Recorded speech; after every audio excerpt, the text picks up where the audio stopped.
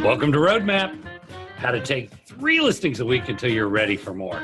Each week we interview a great agent who's consistently taking 2, 3, 4 listings, and we have an exciting guest today. We encourage you to take notes, apply as much of their knowledge as quickly as you can, and then use the copycat principle. If you're watching on Vulcan7 or the Lead Gen Facebook group, you'll have an opportunity to ask questions during the broadcast. Type in your questions early, folks. Type in your questions early. Let me introduce my co-host from San Diego, Carly Hathaway. That's carlyhathaway.com. Hi, Carly. How's the real estate business? Hi, Ren. Real estate business is great, as always. Everything's going smoothly. Definitely a good time to be a listing agent. Good. And are you a listing agent? I sure am. You don't want to be listless. No. Well, good. So before I introduce our guest today, I want to remind everyone we are also simulcasting the show on the private Lead Gen group on Facebook. They have, I looked, it was like 49,000, almost 50,000. Are they at 50,000 yet? Anybody know? Nigel, Scott, anybody? Nobody knows.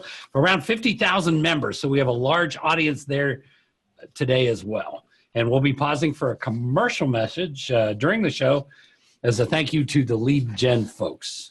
Let's welcome our guest today from the cold, freezing Phoenix, Scottsdale area where it's snowing like crazy, is Mr. Adam Prather. Hello. Thanks for having me on. Hi, Adam. Thanks for being here. We're really excited to hear from you today. Yeah. Actually, it's snowing here and it's nice there. So. Yeah, it's only 66 here, so we, like Carly said, heater on in the way into the office today. Yep. Heated seats. You have the heated seats and the heated steering wheel. Right. Yeah. Yep. So good. So let's make it easy for people to reach you, because people are always sending people back and forth to that part of the world or buying a second home. And we have the Vulcan7 challenge. Who is going to buy a second home in Phoenix? There's the challenge. That's right. And I'm in the lovely Southeast Valley. So AdamPrather.com, that's my website. And then It's easy. Adam@AdamPrather.com, that's my email. So. That's as good as it gets. And they can go to AdamPrather.com and really learn a lot about what you're doing and all your secrets. Yeah. Good. Email me. I'd be happy to share. I've been the beneficiary of a lot of people sharing. So your copycat principle works. So Copycat principle works. Fantastic. Good. Well, hopefully we're going to have a lot of great ideas that people can use in their market and make some things happen. And take, if they can take an extra couple listings this month as a result of some ideas here, then everybody wins. That's right. Good. Yep. Good. Well, So what can we just get right into it? What's your goal for this year? So my goal is 77, and I pulled my numbers this morning. I'm on track for 76. So, Nice. Yeah. Nice. Good for you. Fantastic. Good. And where do you get most of are you listing agent or buyer's agent or both? I'm the lead list agent. I've got a buyer's agent on my team and another guy that calls. He just started yesterday, so I'm excited to have him on. Nice. But it's just me mostly. And and I'm the lead list agent. So I mostly pass off my buyer referrals, unless they're friends or family. Great. Fantastic. And so where do you get most of your listings? Where do you get your leads? How does your business come? Yeah, I'm an eclectic man. I get stuff from my past clients. I get stuff from my expireds. I do probate. I do just listed, just sold. I'll door knock, FSBOs. Just all of it. I get stuff pretty much from everywhere. Mm-hmm. How long have you been Referrals doing from other clients? How long have you been doing this? Let's see. It'll be middle of July. It'll be 3 full years. So I got my license in 2015. And I did one deal for my sister, God bless her, my first 6 months in real estate. And then I was like, where's the rest of the business come from? And so the second year I did 25.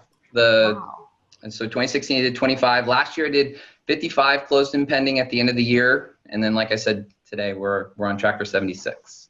That's a beautiful thing. Yeah, and maybe that's a wonderful thing in such a short amount of time. And basically a year and a half, just that you've been really having any consistent production. So that's and so there's some great ideas here, because people can look and go, well, I've only been in the business about that length of time. How can I get where Adam is? So this could be, so we could have a couple good thoughts there. Tell me about probate.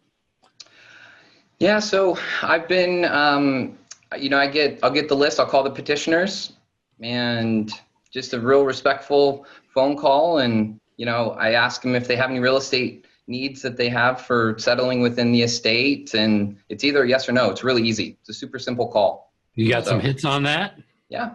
Get some hits on that. Good. So, and let me go back a notch, because being only in the business a couple years, what did you do before this? Yeah, great question. So out of high school, I jumped into banking. So I worked for a bank for about 6 years, and started out as a teller, just kind of doing sales, financial sales, while I was in college. And then I was like a assistant manager at the branch, and then I decided I needed something different. So I switched over to financial planning. So I was an admin, kind of an appointment setter for a financial planner. Got my license after about a year and a half, and then and told my sales manager, I was like, I'd like to sell. I want to have my own clients. And so he's like, well, we'll start sending referrals if you can find your own business. And I said, all right, let's do it. So I found my first 5 clients in a couple months and got their assets rolled over and started managing that. And so I did that for another 6 years. And then oddly enough, I'm a pretty active member at my church. And so they asked me if I wanted to become a pastor for the college kids. So I said, yeah, that'd be great. So I kind of left it all behind and went and did like a year training at the seminary that was the church group I was a part of. Came back and served at my church for a couple of years. So I did that. It was kind of like a 3-year hiatus.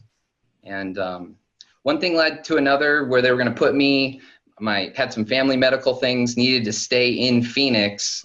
And so needed to jump back in. So I thought, all my financial planning licenses are expired now. So what financial sales can I do and get into quick? And real estate was the answer. So. Nice. And you've grown your business so fast in just 3 years. It's pretty amazing. Is there any kind of tips you can give on people how to build their business as quickly as you have in such a short time? Any kind of little tidbits? Absolutely. So a lot of it's based off of what Ren's saying about the copycat principle. I mean, so number one, you have to get a coach. You need a coach, because you don't know what you don't know. And you have your own impressions about how you're coming across, how you sound, what you look like, just everything professionally speaking. You've got to have somebody from the outside looking in and just helping you with that. It's so important. So number one would be a coach. Okay. Then you have one? Yeah, I do. Yeah, so I'm coached through the Mike Ferry system, and my coach is Steve Powers. So I've had two coaches. Yeah, well, that's a different church, isn't it? Yeah, that's right. It's tribe unto itself. That's right. Yeah, but I love it. It's been a great resource.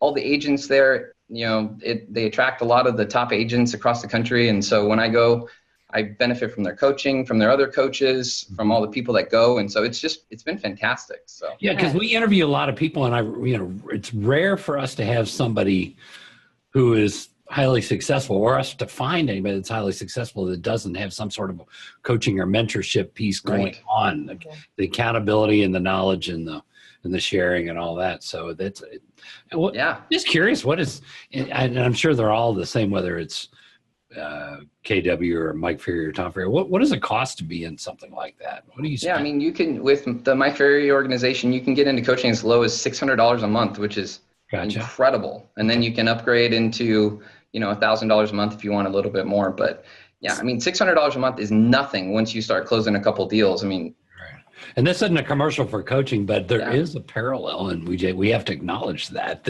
there's obviously an ROI, return on investment, for people that do that.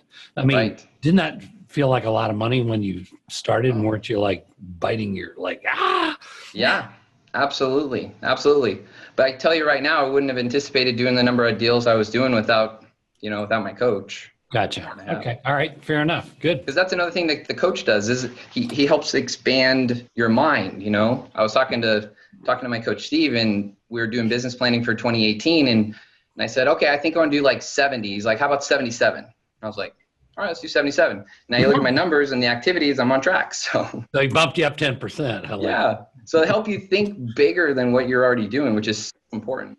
All right. So mindset is a big piece. So what do you do on the I don't want to? I mean, what's your morning routine like? Doesn't the I don't want to voice come up every once in a while? Yeah, it does. Well, I have a very specific routine that I follow, and I've got high levels of accountability for it. So I get up at 4 o'clock in the morning. I'm working out by 4:15. Yep, 4 o'clock. Yep. And maybe you don't have to get up at 4 o'clock to be successful in real estate, but 4 a.m. Yeah, I went to bed at 4 a.m. No, I'm teasing. That's right. 9:30. That's when I'm in bed. Okay. Good. So I'm working out. I have a routine. Develop myself. Spiritually, mentally in the morning after that, and then I immediately jump into I'm reviewing my numbers. I've got a set of practice things I'm working on. Then I have some role play, and then I jump on the phone. So. And so that sounds amazing. When you jump on the phones, do you have certain ones you like to call first? Do you like to start with referrals? Do you like to start with FSBOs? What's your number ones? Right. So Ren was telling me, think about the newer person or somebody that's kind of struggling to get into this. The biggest thing for me is I'm thinking profitability. So, if I look at my past clients and my centers of influence, I probably can get a referral that I'm not going to have to compete for one every 40 calls. Okay. So that's a highly profitable call, and all these people like me. So just keep calling them. That's a huge return on the amount of time invested that you're putting in. Okay. So if they only make one contact a day, it's going to take a month and a half. So how many contacts do you make a day? I'm at 30 minimum. So 30 minimum. Okay. That's your base. Okay. I focus on setting the appointment. My coach he wants me zeroed in on the appointment. He's like, you don't leave until you get your qualified listing appointment set. And so sometimes I get that in the second call, but then I got to keep working. Yeah. So sometimes you keep calling it. So, I mean, what's the longest you've gone, in calling till you get your appointment? 8 o'clock. You 8 at night? Yeah. You started in the morning and you never got your appointment, so you went till 8 at night. And do you just you call Uber Eats in between, or what were you? Yeah, exactly. No, I mean, I'll step out to grab a quick bite or check in with my assistant or whatever. But if I don't have an appointment that I'm going on, what other activities could I be doing to make me money? So yeah. Okay, so 8 at night. So you're talking that's like a marathon. Yeah, I was going to say, how did you get to the point to build your stamina to be able to stay on the phones that long? So Mike Ferry says you have to strengthen the connection between the amount of money you make and your activities, and so that's one thing. You always have to be strengthening that. Break down your numbers. If you make this much money, how does that break down into the number of contacts? So I know, right now I think if I break down my earnings, I'm making $70 something a contact. So I got to strengthen that. Okay. And one every 27 contacts, I'm setting an appointment. Okay. So, you have to strengthen your numbers for that, which is really important. The connection between the money and your activities. Yeah. And let me ask you this, especially for newer people just getting into this and, that are just getting hammered on the phones. How do you kind of shake it off when you get someone that's just like, stop calling me, I hate you, whatever? How do you overcome that in the beginning? Right. Well, that's a really good question. So, how you get on the phone, you have some kind of expectation that somebody's going to say some kind of objection back to you, right? So I've already got another agent. We have these knee-jerk reactions that we cultivate where I say, I'll say something to him, well, when are you getting a second opinion? So that's like a knee-jerk reaction that I have. So just like you can develop a knee-jerk reaction where you're not even thinking to that, you can develop a knee-jerk reaction to the bad stuff too. So you're saying unconscious competence, it just comes rolling out of your mouth. Yeah. So, something if they're screaming and yelling at me and they won't even ask my questions. I mean, honestly, I like having the people that are screaming and yelling because, I can find out what they're mad about. If it's mad about the fact that their house didn't sell, I'm the guy. I can help you. I'll see you at 5. You bring up a good point because sometimes the highest level of hostility is with the seller that really wanted it to sell, and they're super super, super motivated. And if you go straight back at them, they like it. Yeah. And most people are afraid of that. And they'll just exactly. That's huge. Yeah. That's huge. So just like you could develop that, you with your role play partners, you could practice that. Like, so say this to me, and then I'm going to react, and I want to be calm, cool, mirror your emotions, and then redirect the conversation into a different area. And it's fun. It's really challenging in the beginning, but then all of a sudden you begin to feel invincible because there's nothing that can be thrown at you on the phone that you can't develop some controlled response to. I love it. So can we do a little role play? Would you be comfortable? Sure. That's fine. What do you want to do? You want to do an expired or a FSBO? Let's do an expired. That's fine. Okay. So here's a tip. Here's a tip. Okay. So when you role play, it's important you have the things defined. So you've got to instruct your role play partner on what you're looking to practice. So if I'm the first call, that's a totally different call than if I'm the 15th call. Okay. That make sense? Yeah, definitely. Well, let's get into it. So let's say it's a 15th call where you're a little upset about it. Okay, let's do it. All right, ring, ring. Hello. Good morning, Carly. This is Adam Prather, local realtor. How are you today? Oh my God, not another realtor. You guys, how did you get my phone number? Oh my gosh, you've been getting so many phone calls today. Yeah, I can't even deal. Seriously. Oh my gosh. Well, let me be quick. When are you planning to sit down and talk to the right agent for the job of helping you get this home sold? I'm not. You're not? Really? Well, I see you're on the market for 90 days. Where were you planning to go if you had sold the home? Florida. Florida. Wow, that's exciting. What was taking you to Florida? The weather. The weather. That sounds wonderful. Yeah, Well, it would have Carly, let me ask you, if we had a highly qualified buyer for you who could close in the next 30 days, we could get you over to Florida, start enjoying that weather. Would you have 15 minutes to meet with me later today? No, it's been on the market for 90 days. Why didn't you bring me a buyer then? Oh, that is a great question. You're talking to an agent who's selling a home every 5 days. We've had, over the last 3 months, while your home was on the market, we've put about 9 sold signs in people's yards. Would you like to have a sold sign in your yard? Yes.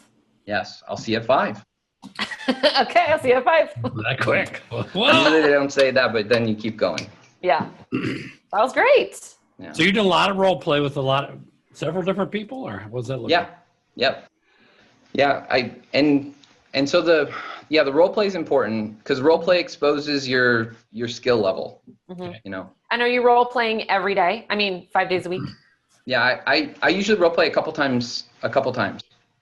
Here, I'll give you guys something else. Where do you find your role play? Where did somebody find a role play partner? Yeah, I mean, you should be able to find good role play partners within like some of the coaching events you go to. If you ever go to any trainings, if you're online with any like masterminds on Facebook or you're part of any of those groups, just start asking people. Gotcha. You know, okay. And sometimes you have to just find somebody who's willing, and then you have to both get better at the same time. Yeah.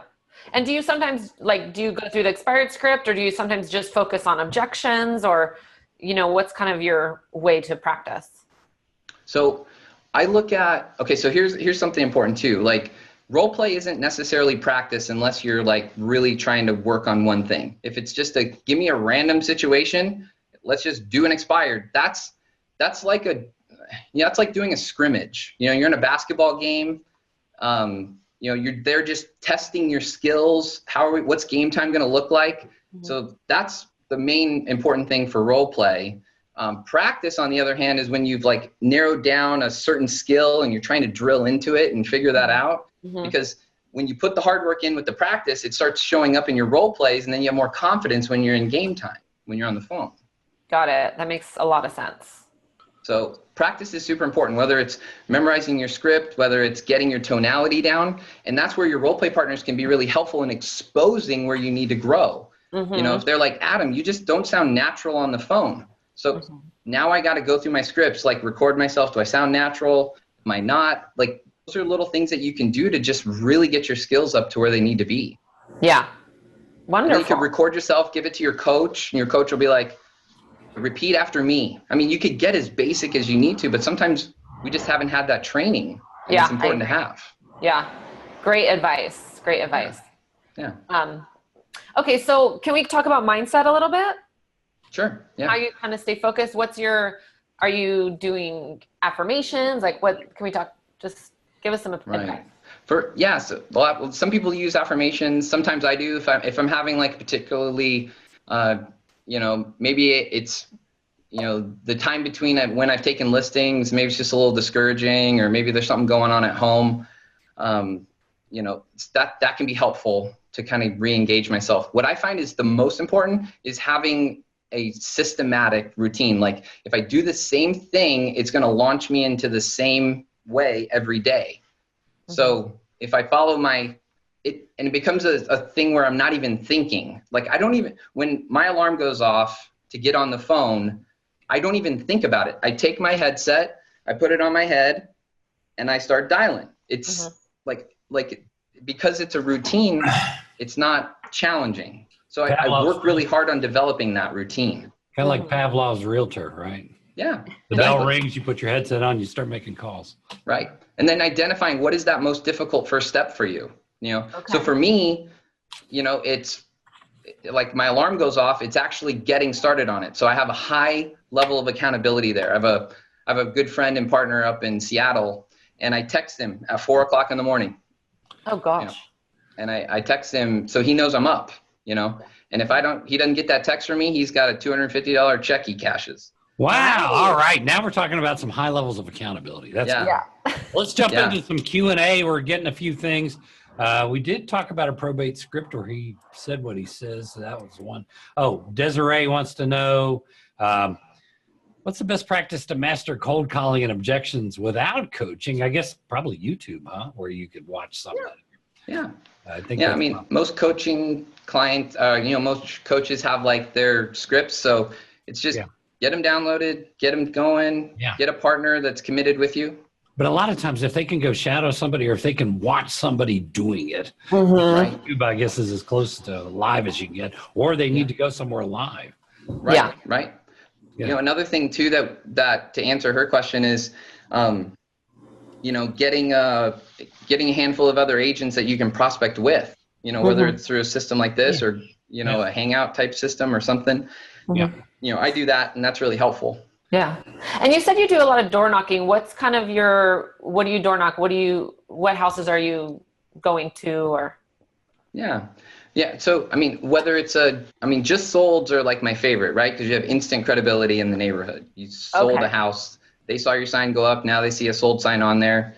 And so now you've got great news. You have current market information for them. And so, whether it's door knock, go put the sold sign on and I knock on 5 doors either side and 10 across the street, or there's an expired listing I really want. So maybe I'll go knock on that one, and since I'm out there, I'll knock on a few more. Nice. Okay. Beautiful thing. Good. Mark on Facebook, Mark Zarnecki is saying, what is your follow-up system? What does that look like as far as for an expired on the first day, and then continuing on it? How often are you following up? Are you mailing, emailing, calling? What are you doing? Yeah. I mean, I found when you get good on the phone, there's nothing more effective than just trying to have that conversation with them. So, I mean, I've tried different things before where I mail things or, try to email them or things like that. But the most effective thing is going to be just trying to get them back on the phone. And so I always just try to think, okay, so first thing in the morning, that's going to be the best time.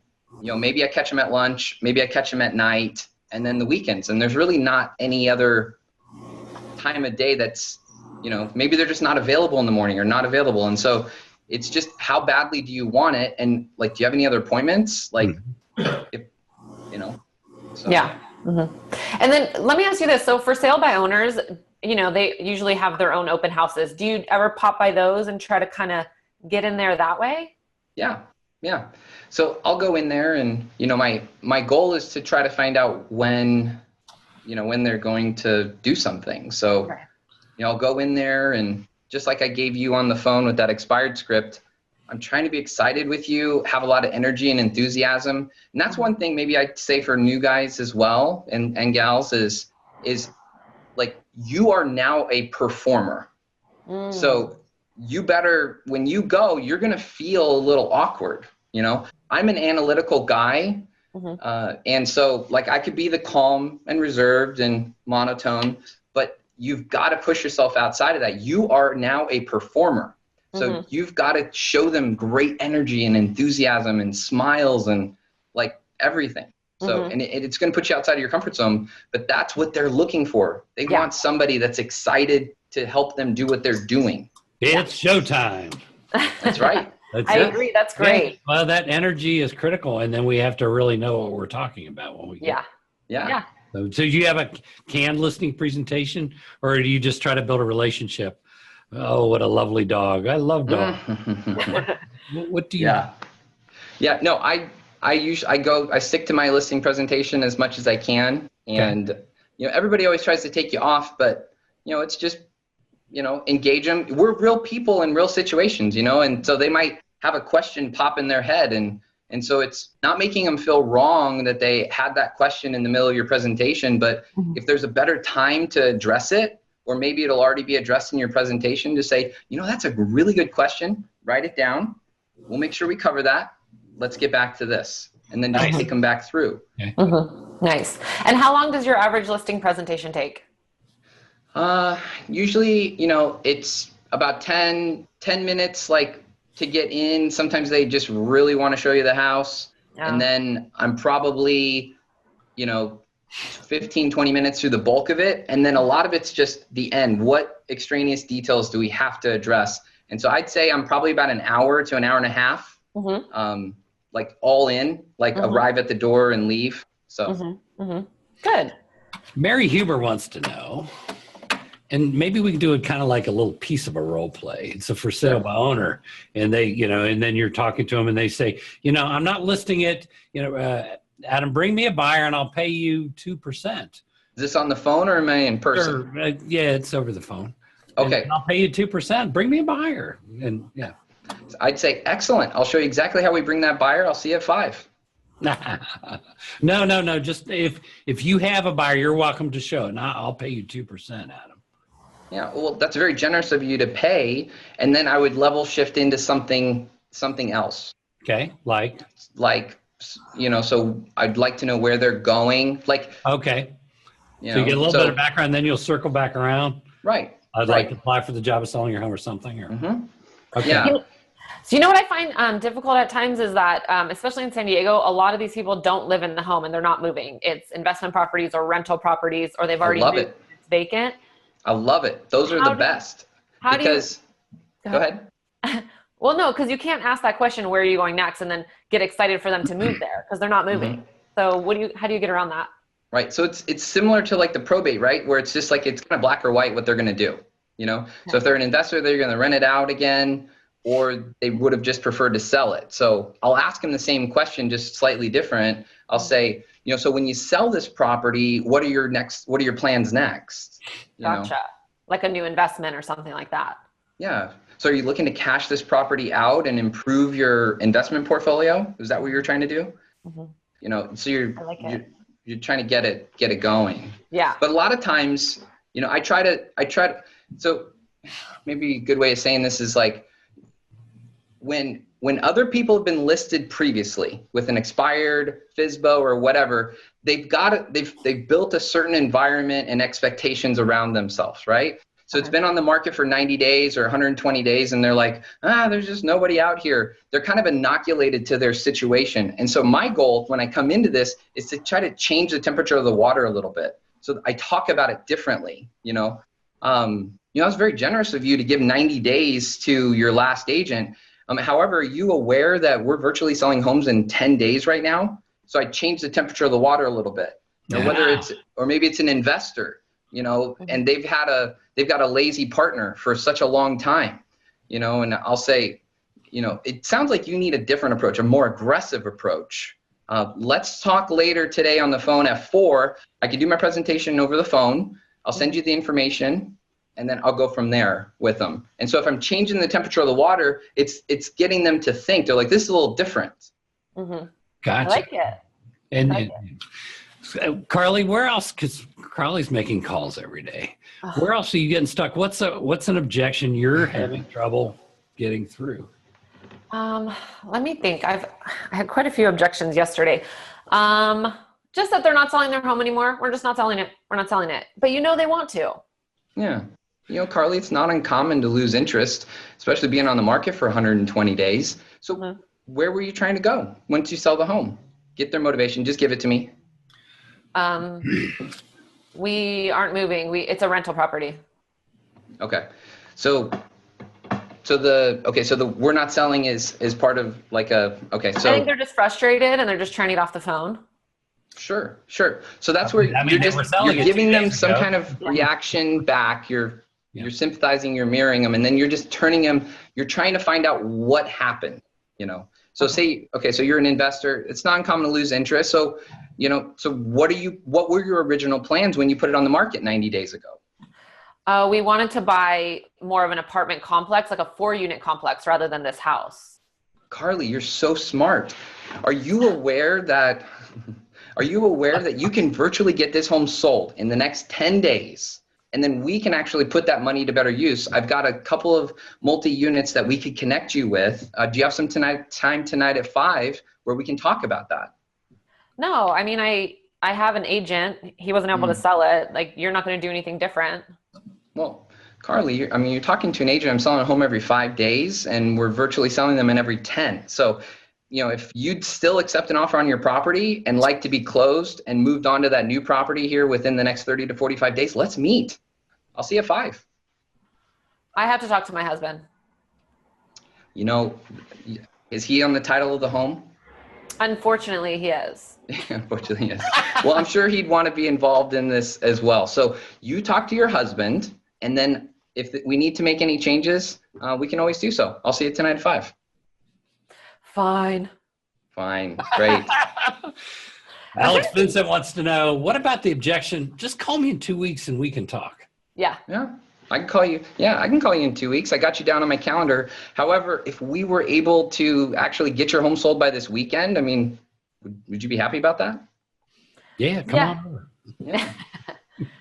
Good. This has been great. Adam, this has been just a real treat. A lot of great ideas. People can, Carly, you can take a listing this afternoon. It's only 10:30 in the morning there, Carly. I know. And I've only made one before lunch. I know. I've only made 2 contacts and my goal's 27. So I think I can do it.